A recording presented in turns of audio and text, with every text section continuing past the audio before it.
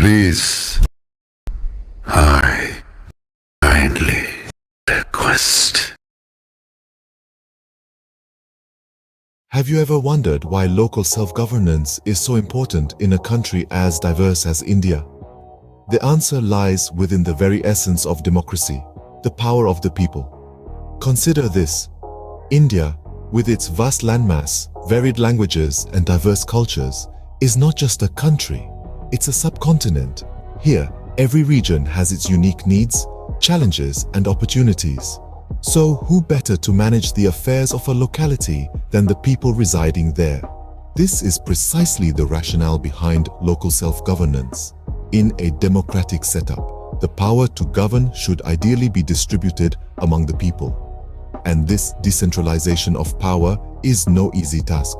It requires a robust and efficient system to ensure that the power is used responsibly and the needs of every citizen are met. Enter the concept of Panchayat Raj, a traditional Indian political system that empowers the local people to govern themselves. It's a three-tier system with the village, block, and district levels each having its elected representatives. These representatives are tasked with managing the local affairs, from water supply and sanitation to education and healthcare. The Panchayat Raj system ensures that governance is not just a top-down approach, with directives coming from the central or state government. Instead, it facilitates a bottom-up approach, where the local needs and issues are addressed first. This way, the system not only fosters local development, but also nurtures a sense of ownership and responsibility among the citizens. Moreover, local self-governance promotes transparency and accountability. The elected representatives are answerable to the community they serve, and the people have the power to hold them accountable. This direct accountability helps in keeping corruption in check and ensures that the government functions for the welfare of the people. So, you see, local self-governance is not just a system, it's the spirit of democracy, the voice of the people. But how did this system come into existence? To understand this concept better, let's dive into the history of one such local self-governance system, the Karnataka Panchayath Raj Act of 1993. The roots of the Karnataka Panchayath Raj Act 1993 trace back to the pre-independence era. Let's take a step back in time and explore its genesis. The Panchayat system in India has been an integral part of our society since ancient times, acting as a cornerstone of rural governance. These local self-governing bodies have always been deeply rooted in the fabric of our society, often serving as a bridge between the government and the people. Post-independence, the concept of Panchayati Raj started to evolve. The leaders of our newly free nation envisioned a decentralized form of governance, where power would be distributed to the grassroots level, giving rise to the essence of true democracy. This vision led to the creation of the Community Development Program in 1952, which marked the beginning of a new era in the history of Panchayati Raj. However, it was the 64th and 65th constitutional amendments in the early 90s that truly revolutionized the Panchayat system in India. These amendments made it mandatory for every state to establish panchayats and provided a constitutional status to these local self-governing bodies. They also brought about significant changes such as the reservation of seats for women and marginalized communities, thereby promoting inclusivity and social justice. In response to these constitutional amendments, the state of Karnataka took a decisive step forward. On the 23rd of February in 1993, it enacted the Karnataka Panchayath Raj Act. This comprehensive act was designed to redefine the structure and functioning of panchayats in the state, giving them more power and responsibility. It was a bold move towards achieving the dream of decentralization, empowering the rural masses and ensuring their active participation in the decision-making process. Thus, the Karnataka Panchayat Raj Act of 1993 was born, marking a significant milestone in the history of local self-governance in India.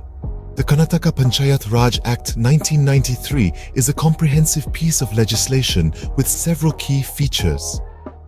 At its heart, the Act establishes a three-tier system of governance.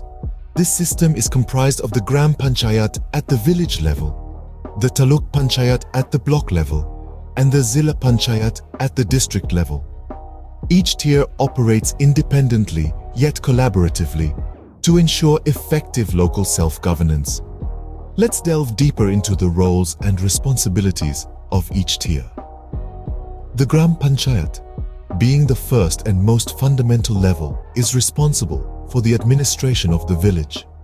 It looks after the basic amenities such as water supply, street lighting, and sanitation facilities. The Taluk Panchayat, on the other hand, coordinates the activities of the Gram Panchayats within its jurisdiction and oversees the implementation of development schemes. The Zilla Panchayat, as the top tier, is responsible for planning and coordinating developmental activities in the district. A noteworthy feature of the Act is the provision for reservation. The Act mandates the reservation of seats for scheduled castes and scheduled tribes in proportion to their population. It also reserves 1/3 of the total seats for women, ensuring their participation in local governance. This provision is a significant step toward promoting social justice and gender equality. Now, let's talk about the financial powers vested in the panchayats. The Act empowers the panchayats to levy, collect, and appropriate taxes, duties, and fees. They can also receive funds from the state government and other sources. This financial autonomy allows the panchayats to effectively manage their affairs and carry out developmental activities. The Act also grants the panchayats administrative powers. They can make regulations for the administration of the panchayat and for the maintenance and improvement of public health, sanitation, and welfare. The panchayats also have the authority to punish those who violate these regulations. Moreover, the Act provides for the constitution of Gram Sabhas, composed of persons registered in the electoral rolls of a village. The Gram Sabha is a platform for direct public participation in the affairs of the panchayat. It discusses and approves the panchayat's annual budget, development programs, and public welfare activities. The Act also establishes a system of checks and balances. It provides for the constitution of a district planning committee and a state election commission. The district planning committee ensures that the planning activities of the panchayats and municipalities in the district are coordinated. The state election commission conducts the elections to the panchayats, ensuring their democratic functioning. In conclusion, the Karnataka Panchayath Raj Act 1993 is a robust framework that empowers the panchayats to function as self-governing units. It promotes participatory democracy, ensures social justice, and enables effective local governance. These features enable the panchayats to function as effective units of local self-governance. The Karnataka Panchayath Raj Act 1993 has had far-reaching implications on the local governance system. One of the significant outcomes of the Act has been the decentralization of power.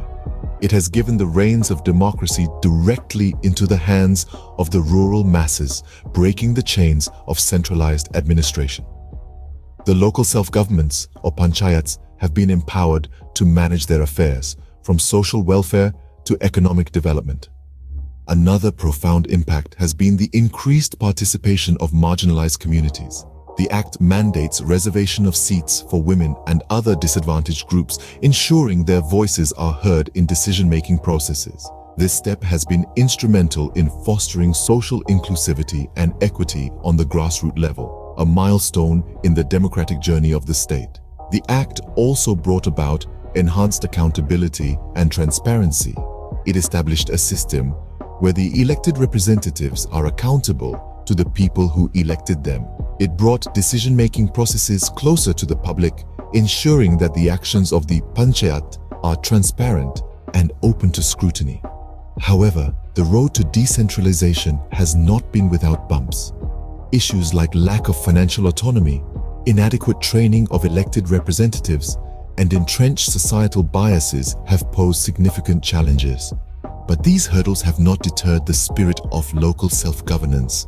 Efforts have been made to overcome these challenges, Training programs have been introduced for the elected representatives to equip them with the necessary skills. Steps have been taken to increase the financial autonomy of the panchayats, enabling them to manage their resources effectively.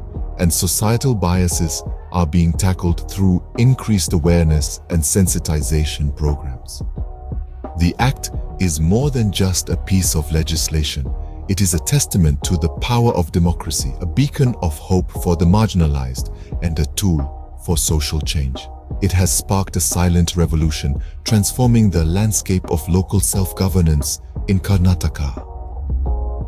Despite the challenges, the Act has played a pivotal role in empowering the rural masses and transforming the landscape of local self-governance in Karnataka. Local self-governance forms the bedrock of a vibrant democracy. Throughout our journey today, we've delved into the Karnataka Panchayath Raj Act of 1993, exploring its roots, key features, and its profound impact on the democratic fabric of India. This act, a beacon of local self-governance, has transformed the face of rural India, empowering the grassroots level and ensuring that the reins of decision-making rest in the hands of those directly affected. From the genesis of the Act, born out of the need for more inclusive governance, to its key features that promote transparency, accountability, and community participation, we've seen how this legislation has significantly shaped the political landscape of Karnataka. The Act's significance extends beyond mere legal implications. It symbolizes the spirit of democracy, the power of the people, and the potential of a community to shape its own destiny. As we continue to evolve as a nation, the principles of local self-governance will remain central to our democratic ethos.